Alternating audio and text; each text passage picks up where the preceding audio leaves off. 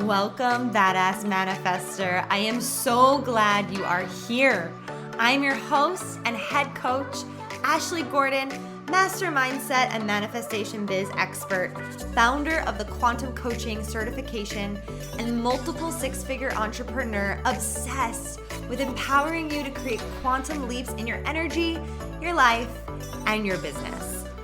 This is the show to help you make magic your everyday normal, where the ripple effect is real and the guest experts are world class.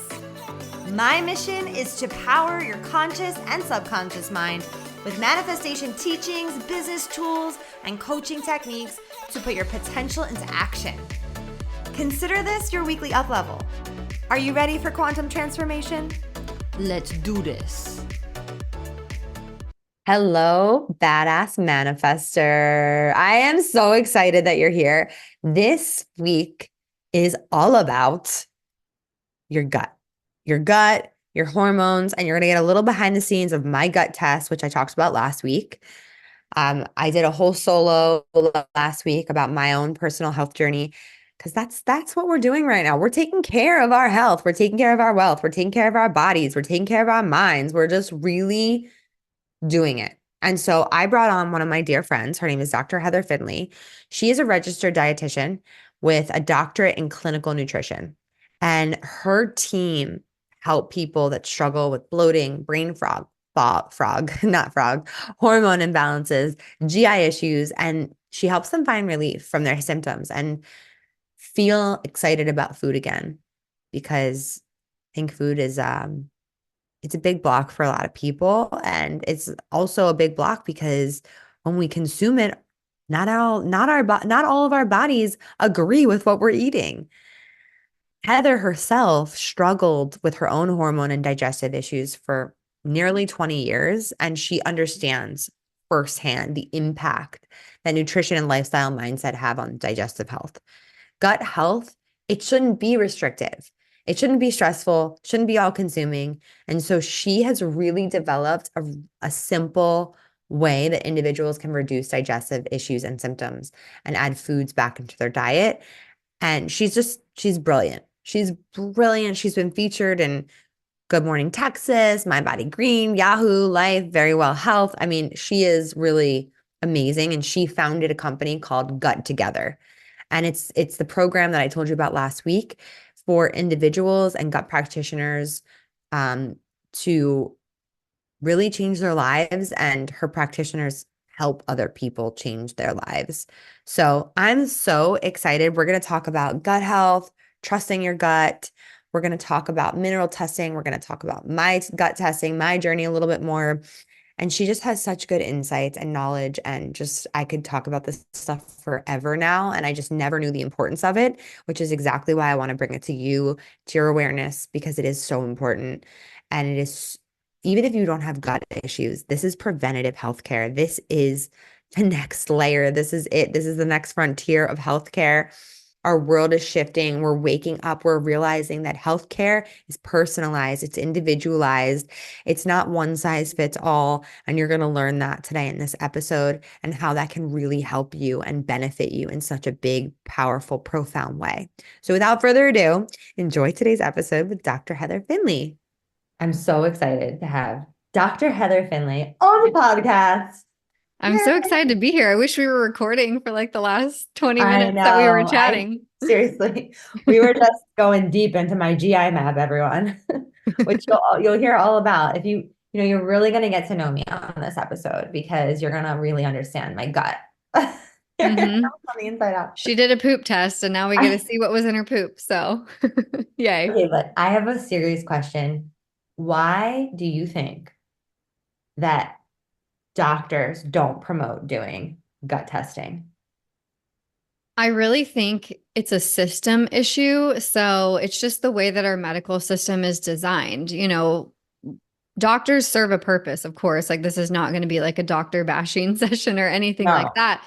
But when they go to medical school, they're taught to put people in a box, right? Like, you have eczema, you go in this box. You have this, you go in this box. And there's specialists for everything, right? Like, you have your neurologist, you have a cardiologist, you have your gastroenterologist. which is great. And they all serve a purpose, but we're not taught to look at like how everything goes together. So what happens when you have a client that has Hashimoto's, heart palpitations, this thing, that thing, and then none of the doctors are communicating with each other? You start fixing one problem, potentially causing another, and Sure. not actually understanding like your body is a system and it works all together and everything affects everything. And the gut is kind of the center of it all. So I think it's partially just the training. And then I also think partially it's time. Most doctors on average have 15 minutes per patient per year. So, like, I mean, you've done a GI map test. They don't have time to go over that test with you for an hour. So it's kind Right. of not their fault in some sense that, like, they just literally don't have the time to really Wow. dig into some of that stuff, unfortunately, just because of how the system was designed. I also feel like the medical system is also designed to prescribe you medication. Yes. And if everyone did a gut test and they actually didn't need medication, but instead they needed proper supplementation to support what the problem or the issue is in the gut, then the medical or the what's it called? Big pharma would be, not as profitable at that point, 100%. Yeah.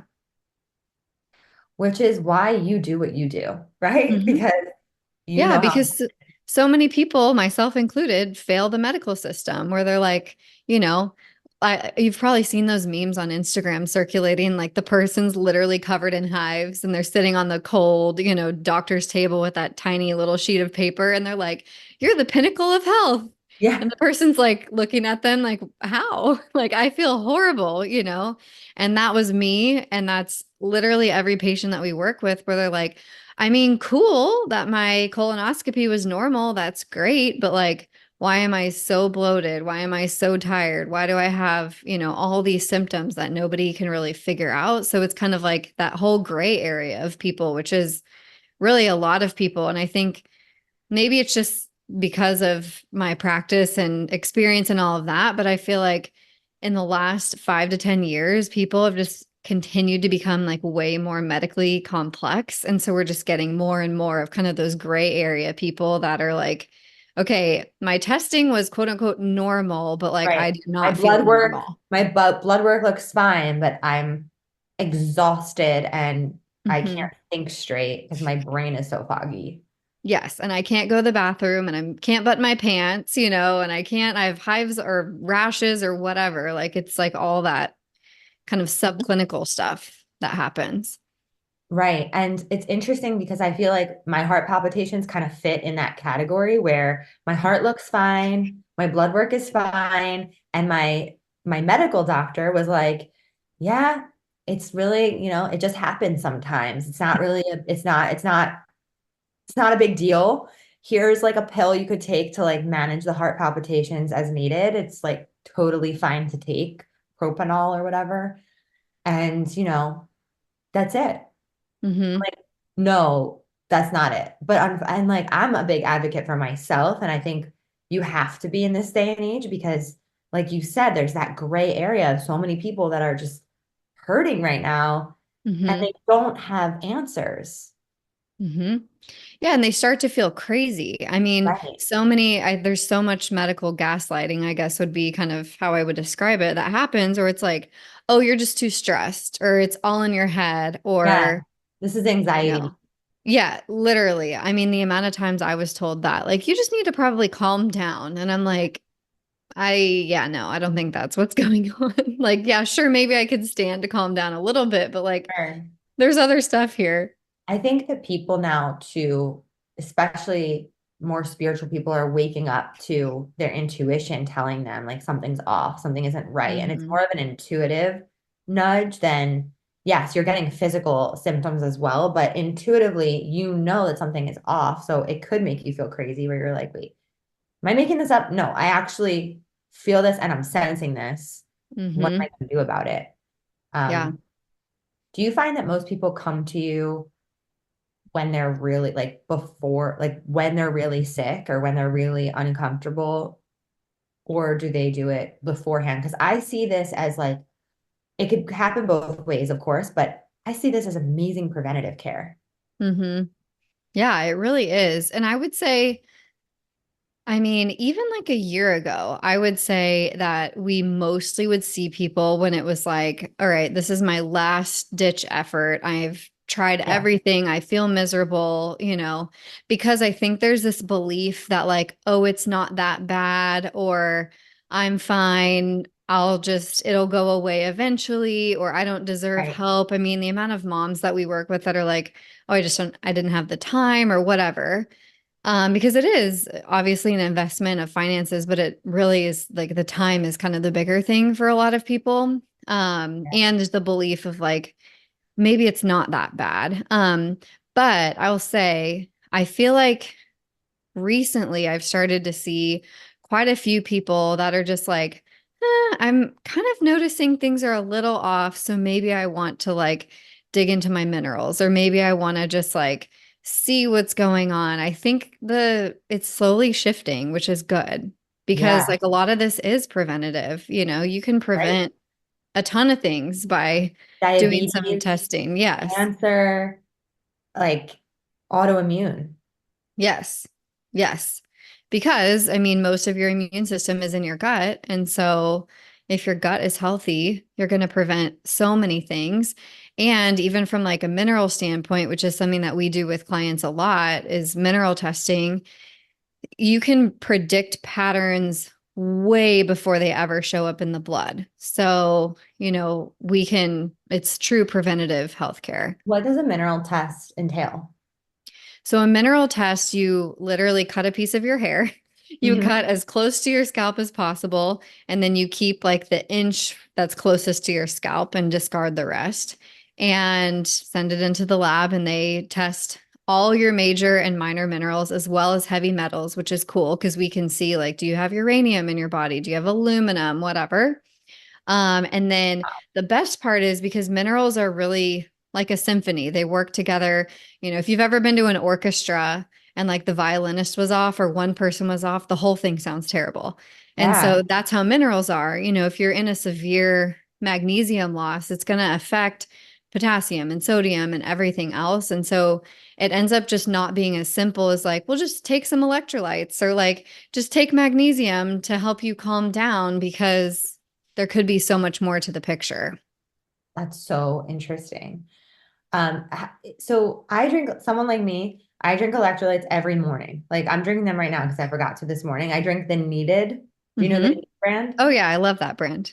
Okay, I really like the brand. I feel like they're very, very clean.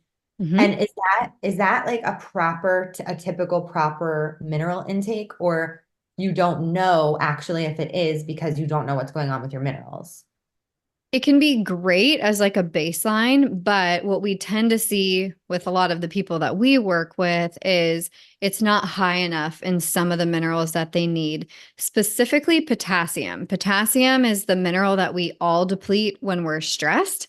And they did a study on this. They're used to, without getting into like too much of the science, but the US has guidelines of like how much people should eat from a mineral standpoint.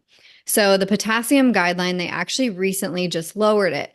Not because we don't need it, but because nobody was meeting it. So they just lowered the Whoa, guideline. that's And so so, fucking weird. That's right? what is our And world? so, but like potassium is such a huge mineral, especially when it comes to like bloating, GI function, stress resilience, all that thyroid function. Like potassium actually helps your thyroid cells to function better and like the conversion. And so, anyways, what we see is like a lot of the mineral products that are on the market aren't high enough in potassium for a lot of our like really stressed out burnout clients that we're working with. That's so interesting.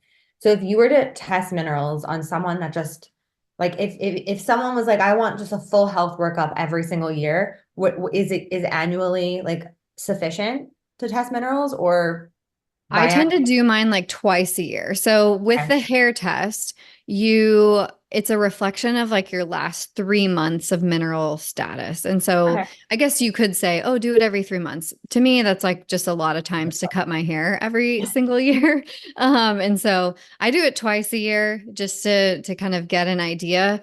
And obviously you can do it more than that, or if you can do it once a year, if you're like, okay, I'm starting to feel off, I want to get ahead of this. But yeah, twice a year is typically what we recommend once someone has gotten on kind of a good baseline of things. And I guess it also depends like how burnt out you are, because when you get the results back, it will show you on a scale how far away from balanced you are. So the farther you are Whoa. from the middle, it's like the harder it's going to be to kind of get back in some sense. It's so interesting. And then when you pair the mineral, so in your practice, can you just list like all the, I mean, there's probably too many to list, but what are the main tests that you run with people? Usually, mineral testing is kind of a standard baseline for everybody. And then stool testing is a pretty common one that we run as well. And then the occasional like Dutch test, hormone test, blood work, we can run to kind of compare with the hair test with the minerals. Right. But the two most common would be the hair mineral test and then the GI map stool test. And do you find that they work together? Like, do they tell a similar story? Totally. Because, like, if you don't mind me sharing Yeah. your results. So, on your GI map, we saw that you had high H. pylori, which is a bacteria that can grow in the stomach, Mhm. and it can lower stomach acid. And before we started recording, we were talking about how it's kind of a vicious cycle. So, H. pylori can lower stomach acid, but low stomach acid can be a breeding ground for H. pylori. So, oftentimes we're kind of in this chicken or egg scenario of did the H. pylori lower the stomach acid, or did the low stomach acid contribute to you being susceptible to the H. pylori because it's easily transmittable via body fluids. So like saliva, or, if you're kissing someone or sharing drinks or whatever. But to add the mineral piece in there, you need minerals to make stomach acid. So usually what we see is when we're kind of comparing a GI map and then we're comparing someone's minerals, we tend to see low potassium, low chloride, low sodium, which are all minerals that we need to make stomach acid. So you can fix the H. pylori, but if you're not fixing the stomach acid issue, and then maybe there's severe mineral deficiencies, if your body doesn't have the raw materials to make what it needs to make, then you Yeah. can see how this can kind of be a vicious cycle because we absorb minerals via stomach acid. So, like, It's without making it crazy. too complicated, it's like really a lot of things can be rooted in severe mineral deficiencies.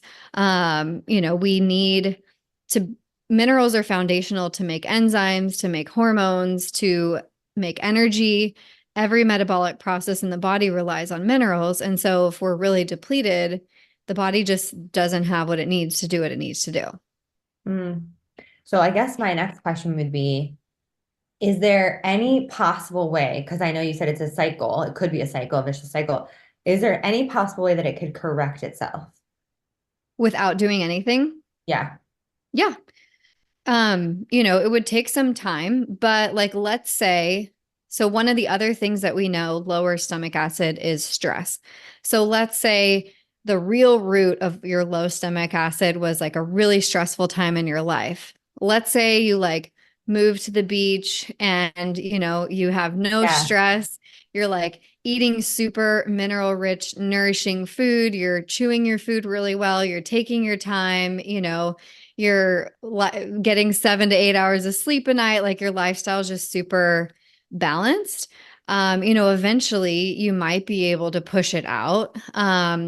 Probably not get rid of the H. pylori completely, but you might be able to nourish yourself to a point where your minerals are Yeah. balanced or getting close to balance, and your stomach acid is working, and it Yeah. could push that out. So But, is so I'm looking back at a GI map test that I did in 2020 and I had H. pylori in 2020. Okay. And did you do anything? No. No. Okay. Was it worse or better? Or is it hard to tell on the test? It says it's 2.3 on that one. And on this one, it's 1.42. E2, E whatever that means. is the other one E2 as well? No, yeah, E1. Okay, so it's worse on the second one. Okay, interesting. I also had a lot of other, like I had low bacteria in the other one. Like there are differences. I Uh-huh. can show you later too. It's very interesting.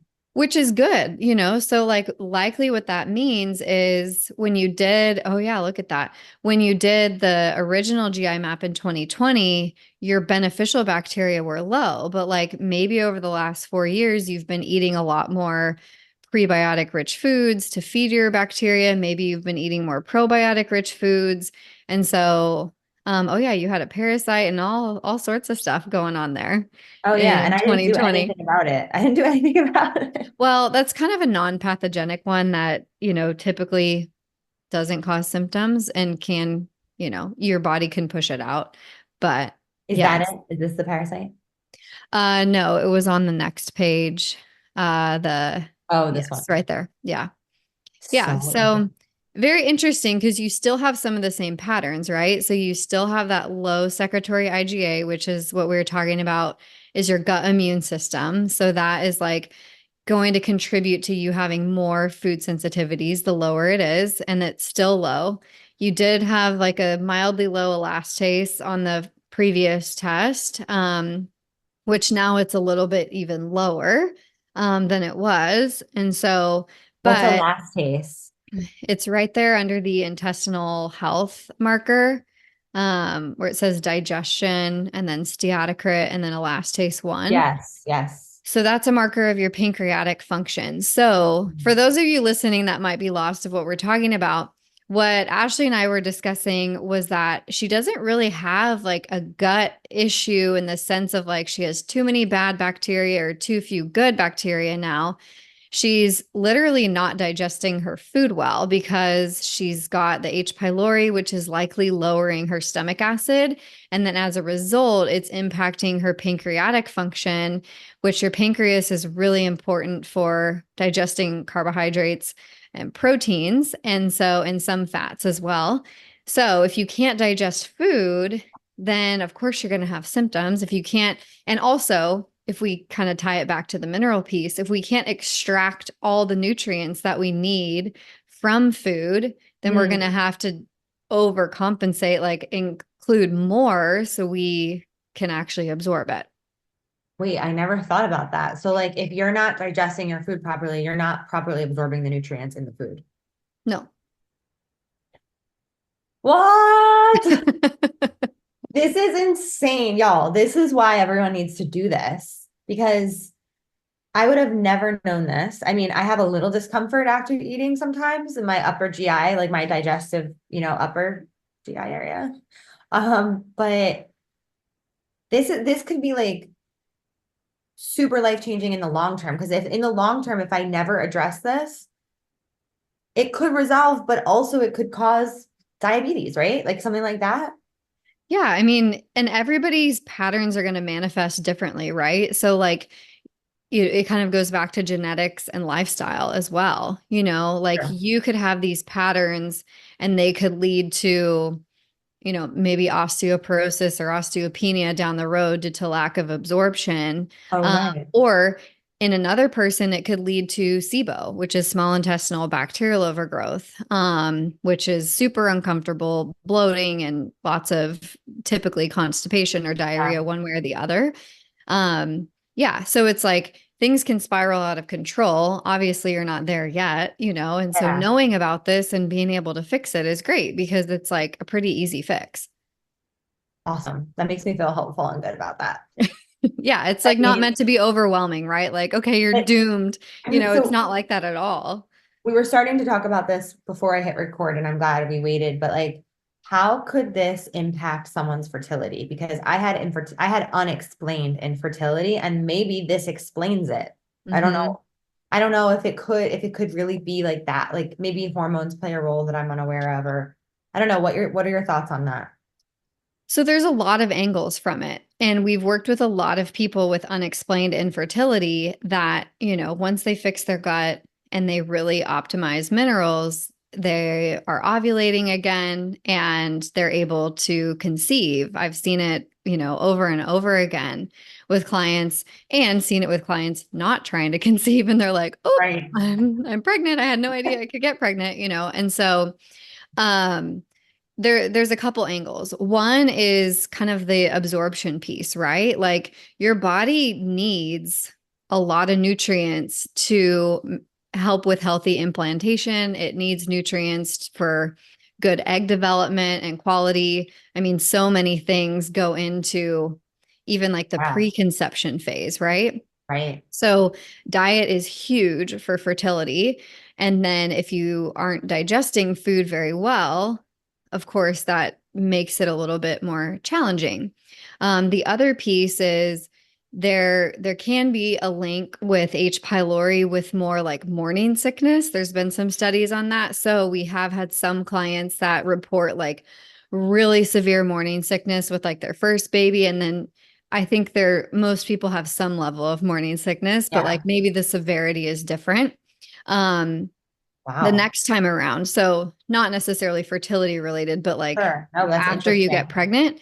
And then there's the whole immune piece as well. So like if your gut immune system is low, which is a pattern that we see a lot in our practice, your body can only handle so much. And every month, if your body's thinking about, am I going to get pregnant? It's like a safety issue, right? It's thinking, do I have, is it a safe environment for me to house a baby? Is it safe to conceive right now? That's kind of the decision that your body's making every single month, which is kind of crazy to think about, but That is. And so when your gut immune system is low, does that mean that it's harder for you to fight off viruses? Does that mean it's harder for you to fight off like illnesses, like, Mhm.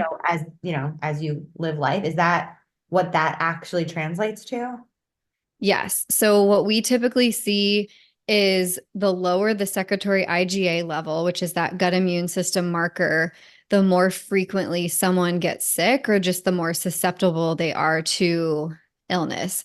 That Mhm. being said, of course, there's a million other things that go into that. Your detox pathways, how often you're having a bowel movement, your nutrient status, like there's so many other things, but that can be one predictor of more frequent illness. And so the healthier your gut immune system, the healthier it's going to be able to fight off any pathogen that enters. Mm. And what if someone has a virus like Epstein-Barr? Is that also part of that gut immune system? Like it will Hmm. be able to like keep it under control and like kind of asleep if Hmm. your gut immune system is working optimally? Yeah, and even push it out, with viruses and bacteria, your body's always kind of looking like, okay, how can we remove? Or like your gut's Right. kind of like a parking lot. If you think of your gut like a Target parking lot, it's a huge parking lot usually, and there's only so many parking spaces. We want those parking spaces to be filled with really good bacteria. And what you saw in your first GI map was there was actually a lot of parking spots that were open. You didn't really have a ton of bad bacteria. You just had a lot of open parking spaces because you didn't have really good bacteria. Now, on your test, you're seeing you actually have really good levels of good bacteria, which is good because to kind of tie this all together, the probiotic bacteria in your gut, they are live organisms and they need to eat. So the more that we eat prebiotic fiber, so things like bananas, asparagus, garlic, onions, oats, all of that kind of stuff, those specific foods feed the probiotic bacteria and they produce something called short chain fatty acids. And those short chain fatty acids are anti inflammatory to the gut, to the brain, to the immune system, everything. And so you kind of want that process going all the time where you're eating these prebiotic foods or intaking them via supplementation. It's feeding your probiotic bacteria, and then you're getting these anti inflammatory byproducts, which help with that gut lining, or what Instagram knows as leaky gut, or intestinal Yeah. permeability is really the real term, but everybody knows it as leaky gut. Right. Intestinal permeability. Okay, I have so many questions on that. Thank you for saying that. So when you eat food and you have quote, air quotes, leaky gut, and the food is seeping through the lining of your stomach, right? Mm-hmm. Of your Of your intestine, gut. Yeah. your gut, where's the food going? Into your bloodstream? Yeah, so it can cross react with your immune system, which can cause kind of some of that systemic inflammation that happens. So, which is why, you mentioned you had done a food sensitivity test. The lower that gut immune system is, the more food sensitivities typically somebody will have, which mostly just points to, hey, this is a big kind of immune gut issue, not necessarily like the food is the byproduct of the issue. So if we fix the gut issue, then the food Yeah, isn't the issue anymore. right. Okay, that makes sense.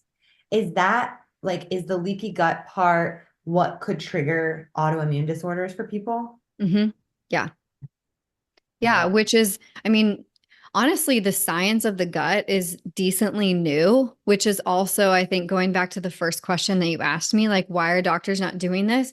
Because literally, even like 15 years ago, nobody knew about the gut brain axis or any of this. Like, nobody was talking about this. This is all like decently new science. And so we're still learning things every day about autoimmune disease and the gut brain connection, and Yeah.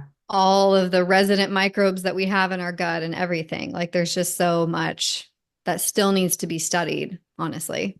So much to learn. It's so interesting to me. I mean, and it wasn't always interesting to me, but I find like this is the future. Like I really think that this is the future of healthcare, is really learning about your body in such an intimate way and being able to have all this like laid out for you of exactly what you need. And it kind of goes back to what I was saying earlier before we hit record. I was telling Heather that, you know, I started drinking this drink AG1, and it's like this green powder and it has functional mushrooms in it. And I like functional mushrooms. And I'm like, this is so awesome. And actually, um, I thought I was doing something good for myself. But what I learned is that actually it's not so awesome for you, because what you think is a good supplement for you or what's being marketed to you might actually not be for you and your specific needs based on your specific gut health. 100%. Yeah.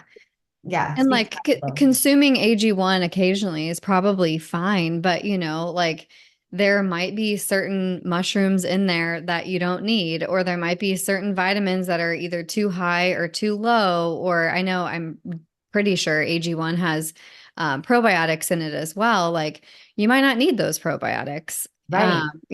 As we saw by your GI map, your good bacteria actually look pretty good. So like it's not personalized medicine, which of course, making a personalized supplement for everybody is and maybe not doable all the time, but it's like, okay, how do we make it as personal as possible? Yeah. And I think that's such a great point, because I think when you go to the Whole Foods and you want to buy the most expensive probiotic that they have, again, that might not be the best fit for you because you don't actually know what you need. Hmm. So, I mean, it really is like so mind blowing to me. And on top of that, I learned that I should probably be eating a lower histamine diet and eating foods that have a lot of mold, like all these functional mushrooms, they're mold. They're fungus, right? So I'm literally consuming that. And although it might work for some people and be good for some people, it's actually not the best for me and my body and my needs. So it's Yeah. like kind of mind blowing. I can't tell you how many times we've worked with people that are like, I started drinking mushroom coffee because it was on Instagram. Like I got Instagram targeted for it and I had horrible brain fog and I got a rash or I got this. And like, I'm not against mushroom coffee. I think it's wonderful and I enjoy it. But it's like, okay, if you have issues that we have to address, like you're not going to tolerate some of these like superfoods that people are talking about, and so we've got to work on that first. And yeah, it might not be the best fit for you just because it helps so and so cure their anxiety or whatever. Right. You know what got me with the mushroom coffee? Because I bought it too, that Rise brand. I'm like, oh, I need this for my gut health. Yeah. I'm like, this is marketing. Anything that's oh my God, this is marketing. Okay. But what got me was they did this ad about bad breath. Did you see it? I don't think I saw that one. And bad breath is, I honestly don't fucking know if I had bad breath. I'm always asking my husband, like, how's my breath? How's my breath? And he will never tell me the honest truth. He's always like, your breath is perfect. Like, stop. Good And I'm like, just husband. fucking tell me. But I was like, wow, I feel like this is speaking to me right now. So that's what got me is like thinking that I have bad breath and it sold me Like, on just in case, I better buy just this in case I better $80 buy this mushroom mushroom coffee. coffee. Better buy this $80 mushroom coffee. But wait, H. pylori can cause bad breath, right? It sure can. Yes, it's one of the because I don't want to get into too much science, but H. pylori can also live in the mouth and it can like poor oral health can be linked with H. pylori. Like a lot of functional dentists now will test people for H. pylori and do like these antimicrobial mouth rinses. And it's something that we use with a lot of our H. pylori clients too, just because we know like we want to really get rid of it if it's Wait, I there. think it's in my mouth. I swear to God. Like my tongue is white sometimes. Is that it? I mean, it could be. A white tongue can be yeast. It can be, yeah, it can be so many things. It's hard to say. But if I don't test for yeast, then, but it still could be yeast. So yeast is really hard to see on the GI map. So we tend to, before our clients complete a GI map, we have them take something called a biofilm disruptor. And you know those Cadbury eggs at Easter? I feel like this Yeah. may be relevant for people. So it has like the hard candy coating and then like the soft inside. A lot of bacteria hide in biofilms, and I describe them like Cadbury eggs. We're like, they're hiding in this hard coating. And unless you go in and like break open the coating, you're not going to see it. And so yeast and fungus can hide really easily in biofilms. So if you're not taking something to like break open that candy coating before you do the GI map, then it's sometimes really hard to actually see fungus and yeast on there. Okay. I'm obsessed with the way you describe things. I feel it is so good, everyone. Like, Sometimes I'm like, are people following my analogies? I don't no, know. your analogies are like, I appreciate them because I can totally visualize that and it really makes the science more understandable. Like truly. Good. Keep I'm so glad. keep doing that. Um, how how soon do people test their children for GI map tests? So I tested my son when he was 6 months old. Not, but I don't think everybody has to. The Yeah. only reason I tested my son was because he literally smelled like a bread factory. Every time I would get him up from a nap, he smelled like yeast. And I was like, there is something going on with you because you smell like a bread What? factory, you That's know? insane. And so with kids, actually, stool testing is a lot easier in some sense because things will show themselves a lot. They don't hide in biofilms as much. So yeast like popped up immediately on his GI map. I didn't have to aggravate it or anything. And so I was able to put him on just like a very gentle, not crazy protocol. And he stopped smelling like a bread factory, which was So great. what like did you take bread away? No, so well, he was still nursing at the time, you know, Right. mostly. So I took specific probiotics that he would get like via breast milk. And then when he would take a bottle, I put immunoglobulins in the bottle.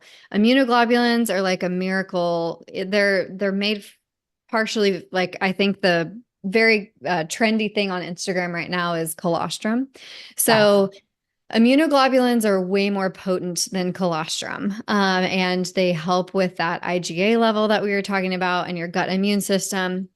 And they basically like bind to antigens in the gut or like unwanted bacteria, yeast, etc., and help your body to remove them.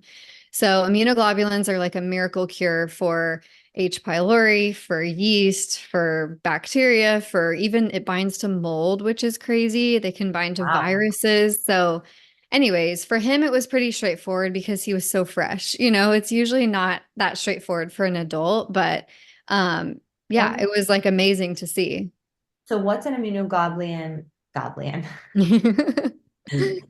goblins for H. pylori that you would recommend? Is So it a there's just supplement? one. It's called immunoglobulin. Oh, wow. And yeah, it's a little, you can either take it in capsules or powder. And it's really easy to incorporate. I think It's a I'm little taking, chunky in your water, is it but the you get used to mega, it. is it the pill that's like mega 2000 or something? Yep, that's exactly what that is. I'm Yeah. on Yep. Yeah. Which is four great. capsules a day, How many? 4 a day, I think. Okay. Two, So you're taking the 2 grams a day. I believe. Okay. Yeah. So we sometimes have people taking up to 5 grams a day, which is like the high therapeutic dose. And so a lot of times we use the powder just because then you're having to take like 10 capsules and it's too many. What what would be their first step into working with you and getting curious or with anyone, but I Mhm. mean, I should definitely work with Dr. Heather because obviously she's amazing. But where does someone even start? So I think it depends on what's going on, but what I'll say is the safest place to always start is minerals because minerals are foundational to everything. So you're literally like, I have people email me all the time that are like, I don't know if it's going to benefit me. And I'm like, it benefits everybody. So if you're having any kind of weird symptom or you just want to optimize your health, minerals are the way to go. You will literally never go wrong. And then you can always build from there. And it makes gut protocols a lot easier when your body has repleted minerals. So can make the process like a bit smoother, which is nice. And then obviously you can get really fancy with like doing gut protocols and all of the stuff. But like I would say the safest place to start is minerals, kind of regardless of what symptoms you're having. That being said, if you have like crazy GI symptoms, it might be worth it to like kind of look at the whole picture together, which is what a lot of our clients do that have really severe bloating or constipation or burping or acid reflux or, whatever it might be. Um, Discomfort. yeah, it's just like overall, like I eat and I don't feel good. Okay. Yeah. So I don't know if that helps or not, Yeah, but no, that definitely helps. I'm curious, like, what does your kind of lifestyle diet look like as someone who, lives this stuff and like is up on this? Like, are you gluten free? Are you dairy free? Like, how do you eat? How do you interact with Mhm. food? All of Mhm. that. So I have a wheat allergy, so I'm naturally gluten-free most of the time because I can't eat wheat. So like if I'm at a restaurant, I usually, tell them I have a wheat allergy. They're like, "Oh, you have celiac?" I'm like, "No, I don't have celiac." But people just don't understand. So Yeah. I don't eat wheat because I'm allergic to it. But I would say the foundation of my diet is blood sugar balance because when your blood sugar is balanced, you will have a lot more energy. You will sleep better. Your stress will be a lot better. And so my goal whenever I'm eating is to have a protein source, a fat source, a fiber source, and a color source on my plate. So we call that PFFC in our practice, protein, fat, fiber, color. And so that's kind of my mental checklist anytime I'm making a meal and making sure that I'm trying to get like 20, 30-ish grams of protein every time I'm eating a meal. And then, making sure if I'm having snacks that they have a significant protein source as well. Because that's how I know for me, like I feel so much better if my blood sugar is balanced. Like everything is better, my outlook on life and Yeah, everything. totally. Um, and then I really prioritize minerals. So what that looks like is different depending on, different seasons of my life. A lot of times I'm taking a custom mineral blend. So one thing that we love to do for our clients is after we get their mineral results, we can literally make them. We don't make it, but we contact a company that custom blends exactly what they need into a mineral powder. So then they just take 2 scoops of it a day. They know they're getting what they need, Amazing. and it's like super convenient. I ran out of mine, and so I haven't reordered it the last month or so. So now I'm just being super intentional about getting in specific mineral cocktails. I make like a mineral mocktail at least once or twice a day. I have all That sorts of includes recipes. like salt and things like Yeah. that. So usually recommending or making sure I have a potassium source, a magnesium source, and a sodium source in my mineral mocktail that I make. So that could Love look it. like a million different things. I have a ton of recipes and a free download with a bunch of recipes. If anybody, Oh, I'll send you the yes. link so you can put it Yeah. in the show You can put it in notes. the show notes. Perfect. So that's a big part of my life is mineral mocktails. And then really trying to balance stress. I mean, being a mom Yeah. of two and a business owner, it's just a lot. So trying to get enough sleep, making sure Mhm. I'm doing movement and all the things, that we try to do, but I'm not perfect. I'm human too. So sometimes I have days that are just days. Just days. Yeah. No, that's so helpful. And do you eat, when you say you eat protein at every meal, or do you also eat meat? Is that Hmm. included? Okay, Yeah. cool. I think it's just, I find it fascinating just to learn how other people care for themselves and the things that make you feel the best. And I think having that protein is so key, which I honestly never realized how important protein was until I got pregnant because I was like, oh my gosh, I don't think I'm eating enough protein. I know. Really And like amp it with the up. nausea and everything, it's like, wow, I feel so much better when I eat protein, Oh even my though God. that's like the most unappealing possible thing. It's Oh like, yeah. if I just force myself to eat this, I'll feel better. It's so wild. So tell us a little bit about your practice.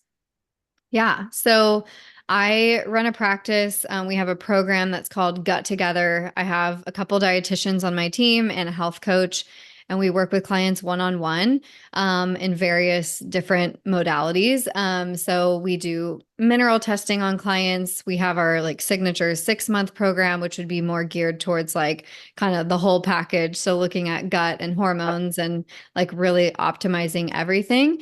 But our foundation is really focused on, of course, nutrition because we're dietitians, Yeah. optimizing lifestyle and then using supplements when needed. But really our goal, like our ultimate goal whenever we're working with a client, regardless of in what capacity, is to really get to the underlying root of like, how did we get here and why are things the way that they are? And then how do we make a plan to prevent these things from happening in the future? Because it's one thing, to do testing and like go through a protocol and maybe feel better. But then a lot of people are left wondering, like, how do I maintain this or how do I prevent getting back to where I was? And I think that's the thing that's missing most of the time is like kind of the maintenance plan of like actually teaching people how to balance their blood sugar, how to prioritize minerals in their diet and lifestyle, choices, et cetera. So I think it's that's really what we're focused on is